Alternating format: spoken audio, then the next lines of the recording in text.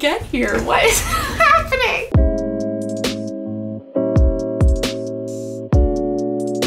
Hi besties, welcome. I hope you're doing well. I had so much fun a while back when I tier ranked movie adaptations of classics. Today I'm gonna tier rank YA movie adaptations. I live for a good YA adaptation. So you know how tier ranking videos work, I don't need to explain it to you. But before we jump into it, I wanna take a moment to thank the sponsor of today's video, truly an S tier brand, glassesusa.com. You've heard me talk about glassesusa.com before, but in case you still don't know what's up, glassesusa.com cuts out the middleman, and in doing so, they're able to offer over 9,000 pairs of sunglasses, eyeglasses from in-house brands and designer brands like Ray-Ban and Gucci for up to 70% off the retail price. Plus, shopping at glassesusa.com is a completely risk-free experience because they offer free shipping and returns, a 100% money-back guarantee, and a year-long product warranty, so you don't have to worry. I know I'm a person who breaks down when I have too many choices. I'm the most indecisive person I know,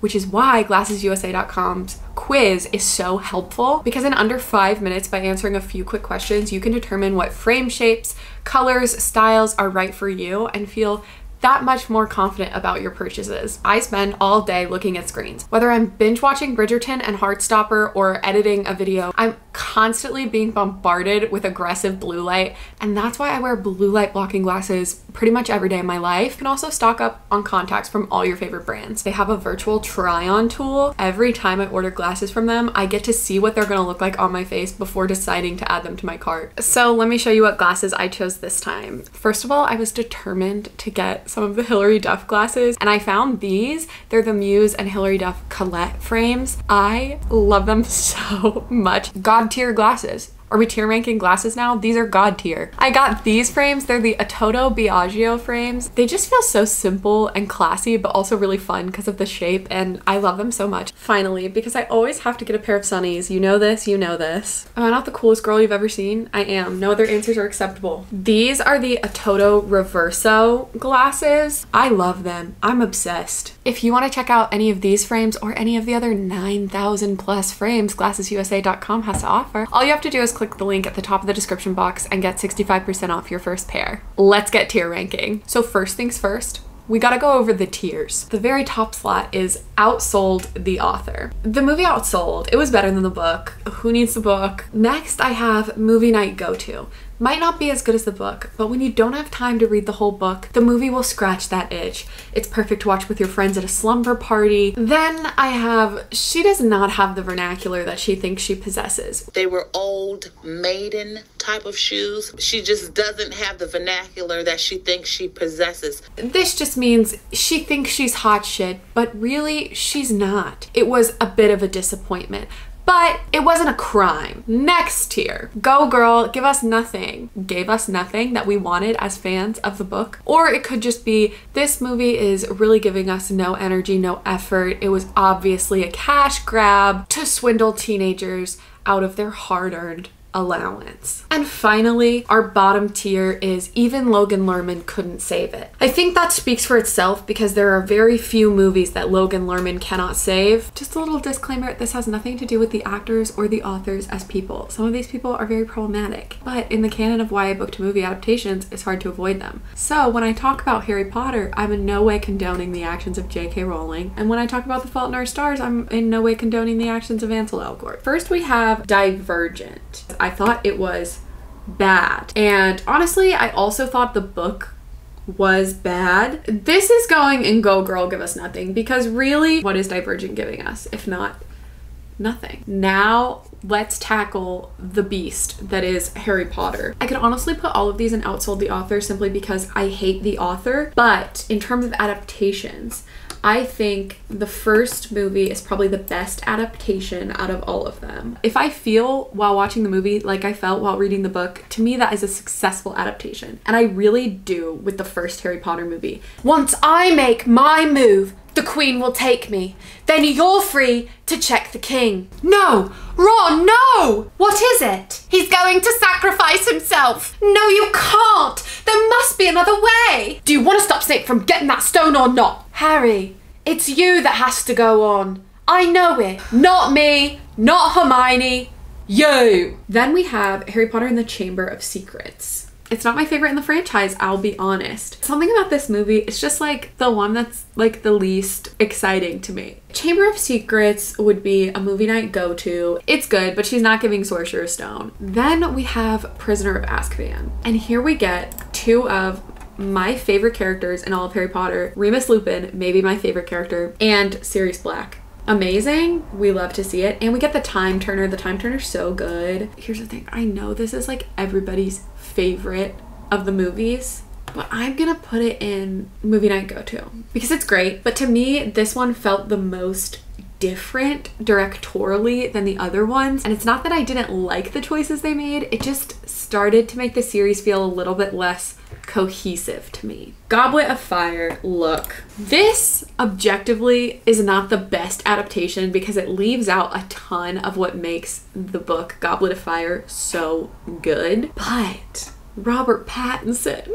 And we get the whole game element, and getting to see the Triwizard Tournament is so fun visually. It's gonna go in movie night go-to. Also, Voldemort is kind of an icon, argue with the wall, and the fourth movie is where we get him saying, "But I can touch you now. Kill the spare." Then I have Harry Potter and the Order of the Phoenix. This is going in, she does not have the vernacular that she thinks she possesses, and I'll tell you why. Longest book in the series, shortest movie, and they left out so much that was necessary, and that makes me mad. I love the scenes in Dumbledore's army. Those almost bumped it up for me because those scenes are some of the best in the whole series, I will not lie. However, they left too much out. So she does not have the vernacular that she thinks she possesses. I'm sorry. I'm sorry, Professor, I must not tell lies. Then we have Harry Potter and the Half-Blood Prince. I really like this movie. I feel like everybody hates this one. I feel like everyone thinks this is the worst one because it leaves out a ton. And honestly, if you haven't read the books, it doesn't make a ton of sense. But it's so good. We get Slughorn, we get the Felix Felicis. So I'm putting it in movie night go-to because I think this one's so funny and I love it. This is where things are gonna get controversial, I feel, because Harry Potter and the Deathly Hallows Part 1 is going straight to Outsold the Author. Because let me tell you, them running through the woods and doing their little campy camp, that is some of my absolute favorite part of the entire series, and they did it so well in the movie. The feeling of being on the run, the feeling of isolation, turning to each other, it's so good. That and the first one are my favorite Harry Potter movies. And then Harry Potter and the Deathly Hallows Part 2, I'm gonna put in movie night go-to because it's a good wrap up of everything. It definitely has some choices in it that I do not agree with and would not have made had I been directing this multi-million-dollar film. If I had directed it, I do believe it would have outsold the author. However, they did not choose me for that project. The Battle of Hogwarts is where it gets me upset because there's so much in the battle that happens in the book that we don't see in the movie. And there's like things that they completely gloss over. Also, it's a weird that Voldemort disintegrates like a Sonic cup that's been sitting in your car for a few days. So that one's gonna go in movie night go-to because it is a fun one to watch, but if I put on my intellectual thinking cap and think about it as an adaptation, it's lacking. The boy who lived, come to die. Brilliant, so good. Next, we're gonna talk about the Hunger Games. Again, I feel like my opinions on the Hunger Games series are controversial because I think the first Hunger Games movie is the best one that they made. Personally, for me, it hit exactly all of the things I wanted it to hit. All the parts that made me cry in the book made me cry even harder in the movie, which I didn't think was possible. This is gonna go in movie night go-to. It didn't outsell. The book is still better. I reread the books recently. They're so good. Okay, Catching Fire is also going in movie night go-to. That category, this is looking so unbalanced. Don't worry, we'll fix that very shortly. Catching Fire movie was also really great. I didn't think it was as faithful to the feeling of the book as the first one was, but it was still really good. And we got Sam Claflin as Finnick Odair, and need I say more? Need I say more? Would you like a sugar cube? Yes, sir, I would. I literally think one of the most genius plot points ever is the arena being a clock. The first time I read that, I was gagged. As a 7th grader, I was absolutely losing my shit. I was like, tick tock, tick tock, tick tock. That is such a brilliant plot twist. Man, Suzanne Collins laced these books with something because they are so good. Now, you might notice that I only have one Mockingjay movie right here because they're interchangeable in my mind because I didn't like either of them. She does not have the vernacular that she thinks she possesses. The first one was so boring, and the second one was better but still not great, and it should have just been one movie. This was all a cash grab. I think Harry Potter 7 needed to be split into 2 movies because it was such a massive book and so much plot happens that if you put it in one movie, it would be impossible to conclude that series well. But then Twilight did it to make more money. Then The Hunger Games did it to make more money, and it was unnecessary. And I was like, even as a 7th grader, I know you're trying to swindle me out of my money. And so both of the Mockingjay movies to me are one big amalgamation of disappointment, and they're going in, she does not have the vernacular that she thinks she possesses. The Perks of Being a Wallflower, straight to outsold the author. And you know what's iconic? It technically didn't outsell the author because the author directed the movie. All that money's going in his pockets, and that's a girl boss move. Now, The Perks of Being a Wallflower. It's on my favorite shelf. Oh my god. I forgot I had a standing desk. The portrayal of mental illness in high school, chef's kiss, I saw myself. I think it's so well done, but the movie did it even better. The casting was all so good, and Logan Lerman's performance in this movie is a career-defining performance. When you are in a movie with Emma Watson, you have no choice but to step up your game, and he took it to the next fucking level. I do in fact weep and like dry heave every time I watch this movie because it affects me on such a great personal emotional level. So there's that. This movie truly was a pop culture phenomenon, and I feel like we were all different after we watched this. I had to change my camera battery, but we're back and ready to talk about Lemonade Mouth. What you're probably thinking is, that's based on a book? Yes, it is. And then what you're probably thinking is, Sally, you've read that book? Yes, I have. I actually read it last year because I was gonna make a video about it, but it did not go to plan. The movie outsold times a million trillion bajillion. The book was pretty not very good, but the movie is a classic, and I will be starting a petition to add the word determinate to the Merriam-Webster dictionary. And I'm gonna say it, you know what? I'm gonna say it, Lemonade Mouth is better than Camp Rock. Neither of them are as good as High School Musical, but Lemonade Mouth is close, and Camp Rock is far below. It's when, and I'm having to use it like a veteran, renegade, lemonade, music is my medicine. Go ahead and try to name a band we ain't better than, reason why the whole world's picking us instead of them. People need a breather because they're feeling the adrenaline. Stop! Now hurry up and let us in. Nah! Next, we have Heartstopper. We've reached the moment by Alice Oseman. And when I say Heartstopper by Alice Oseman, I mean the books and the TV show because that's right, she wrote the show too. We're putting it in outsold the author. I enjoy the show more than the comics just because the actors bring so much life to the story. It's like exactly how I felt reading the webcomics, but like multiplied by 100 because the actors are so good and it's so cute. For me, I just really wish that I had had Heartstopper in high school because Nick's arc of investigating and discovering his own sexuality and the discussion around bisexuality would have helped me out a whole ton. I will riot in the streets if we do not get a season 2. I have to see these bitches go to Paris. Next, we have Paper Towns. Paper Towns is gonna go in Go Girl Give Us Nothing because I was so excited for this movie because I really like the book Paper Towns. It's not my favorite John Green, but I think it's really solid. I will scream this until the day that I die. Paper Towns is not a Manic Pixie Dream Girl story. It is a story that deconstructs the Manic Pixie Dream Girl trope and conveys to its male main character that to idolize women and to put them on pedestals instead of allowing them to be flawed individuals is incredibly harmful and not fair to women. But the movie was disappointing to me. I watched it once in theaters, have never watched it again, and don't really have a desire to. So then we have The Spectacular Now. I wish I could put this in Even Logan Lerman Couldn't Save It, but he's not in the film. So instead it is going to go in Go Girl Give Us Nothing because this movie gave absolutely nothing. In fact, I gave this movie my money and I wish that I hadn't. So Go Girl, give it back. Because the time that I spent watching this movie, I could have spent doing literally anything else. It would be in the bottom tier if Logan Lerman were in the film. But he's not, and therefore it cannot be in that tier. The Duff outsold the author. The movie is so much better than the book. The movie is hilarious. I have seen this movie upwards of 20 times. It's one of my go-to comfort movies. I feel like some YA adaptations really take themselves so seriously, but this one really doesn't. It's like, yes, this is absurd because high school is absurd. I don't know if there is another movie moment that makes me feel the way, are you gonna go get your crown?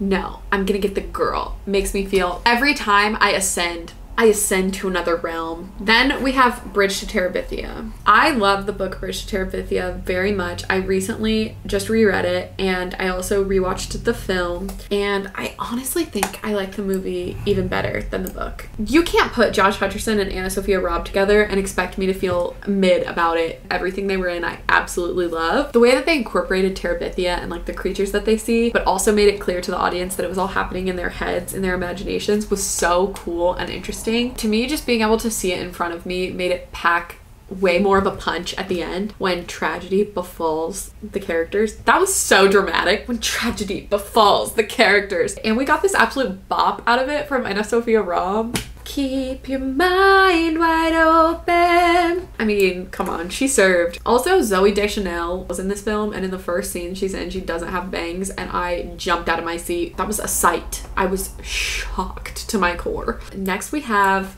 The Fault in Our Stars. I read this book so many times in 7th grade. It was like a problem. This book fueled my love of reading so much because it was sort of exactly the step that I needed to take into more mature young adult than middle grade. And so it was there for me at the perfect time, and it sort of launched me into a whole new genre. I genuinely think this is such a good adaptation of the novel, but I do still think the book was better, so I'm gonna put it in movie night go-to. It's an elite adaptation. It's so good. Next we have The Giver. This book was so compelling to me. I really loved it growing up. The movie can choke. It should be called The Taker because it took away precious moments of my life. I hated it. Next we have the To All the Boys movies. I read the books and I thought they were pretty good, but I thought the movie adaptations were really, really great for the most part. I think the first movie outsold the author. I liked the first movie better than I liked the first book. Lana Condor is really brilliant. Say what you will about Noah Centineo, but they have great chemistry in that movie. Plus, John Corbett is in this movie. I have been in love with this man since I watched My Big Fat Greek Wedding. Everything that has John Corbett in it is better because it has John Corbett in it. And John Corbett is in fact not in the books because it's a fictional novel. To All the Boys, P.S. I Still Love You. Look, she does not have the vernacular that she thinks she possesses. John Ambrose is such a great character, and I freaking love Jordan Fisher. The story of this movie was just kind of boring and lame. This might have been my favorite book in the series, and it's my least favorite movie by far, because in the book they play this massive game of tag. I think they're playing Game of Assassins, and it's so fun and cute, and the movie did not have that, and the time capsule scene was like 2 seconds long, even though it's like the best scene in the book. John Ambrose, I don't know. I'm a Peter Kavinsky girl. I'm a team Peter all the way. Now the third movie is gonna go in movie night go-to because she was fun. I did like the third book better than the third movie, but they wrapped up the series really well. Loved the trip to New York. Love the Chris of it all. Having more Chris is always a good thing, but overall I do think the book was a little bit better. Percy Jackson. Even Logan Lerman could not save this movie. I love the Percy Jackson book so much. I love Rick Riordan. I feel like every bi bitch loved Percy Jackson because why do we all know Greek mythology like that? It's a little weird. It's a little weird. The movies were so bad. They were such a disappointment. Even Rick Riordan wrote this like strongly worded open letter to the studio and was like, you are ruining my characters, you're ruining my story. He said, the fans are gonna hate this shit. And we did. We absolutely did. It's a rare occurrence that Logan Lerman cannot redeem a movie for me, but I would not watch this again. But they're making a TV show on Disney Plus, and it's gonna be so good. Thank you so much for watching. Let me know what you agree with or what you disagree with down in the comments, and let me know which adaptations you thought were missing. If you want to join our Patreon and Discord community, we read 2 books together every month, 1 a book of our choosing and 1 a Shakespeare play. So if you want to join, click the link in the description box. All my other socials are linked down below as always. And thank you so much to glassesusa.com for sponsoring today's video. Don't forget to click the link in my description for 65% off your first pair of glasses. And in case you haven't heard it today, I love you. Bye.